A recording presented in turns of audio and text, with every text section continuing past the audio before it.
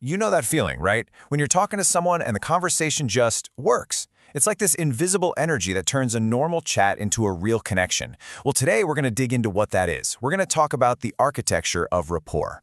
I mean, really think about it.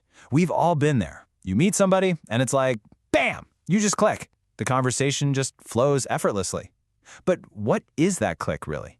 And why, sometimes, is it just not there at all? It really comes down to these two completely different experiences. On one side, you've got flow. It feels effortless, natural, and you walk away feeling genuinely connected. And on the other side, you've got friction. It's forced, it's awkward, and honestly, you just walk away feeling drained. That huge difference? Well, that's rapport. So let's get down to it. What are we really talking about when we say rapport? You know, it's a word we throw around a lot, but its true meaning is so much deeper, so much more powerful than just, being friendly or making small talk. Our source material defines it like this.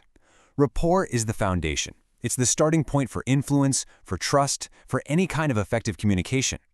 And notice what the focus is on here. It's all about creating a sense of comfort and connection, making people feel understood and, most importantly, safe. It isn't about trying to charm them. It's about truly connecting with them. And this quote from author Henrik Fexeus just hits the nail on the head. He says, rapport is not about manipulation or fake friendliness. The absolute key here is authenticity. It's about generating a genuine feeling of security and making sure you both understand each other. Okay, so we know what it is, but so what? Why should we actually care about building it? Well, because when you establish genuine rapport, the results are real. They're tangible, and they can totally transform your interactions. Let's take a look. Check out this domino effect. When that connection is real, communication isn't a battle, it just flows. And because of that, any resistance people might have just naturally starts to melt away. They become more open. And when people are open, you can reach a much, much deeper level of understanding. That then becomes the bedrock for building real trust. And only then, only when you have that trust, can you have any kind of positive influence that's both ethical and actually effective. It changes the entire game. But this brings us to a really, really important point, a kind of trap that a lot of people fall into when they first start learning about this stuff. It's something our source material gives a pretty serious warning about. So here's the big question. If there are all these skills and techniques to build rapport, can't you just use them? Can you basically technique your way into a real connection? Can you fake it till you make it?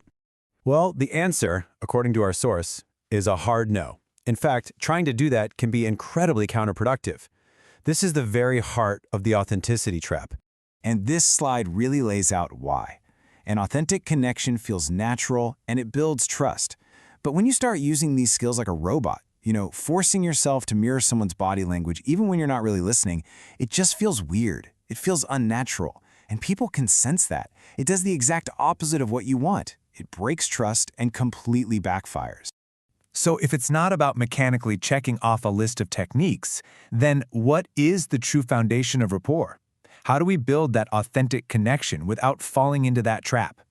Well, the real architecture of connection is built on a mindset. It all starts with true presence, actually being there in the moment and listening.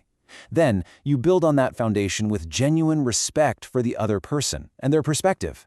And finally, you solidify the whole structure with empathy, the real effort to understand how they actually feel. So if you take one thing away from this, let it be this. True connection is a mindset, not a method. The techniques and the skills, they're just tools. And they're pretty useless if you don't have the genuine intention to connect, to respect, and to understand another human being. Which kind of leaves us with one final thought. In your next conversation, your next meeting, your next interaction, are you just going to be exchanging words, or are you going to be building something more? In your next interaction, what will you build?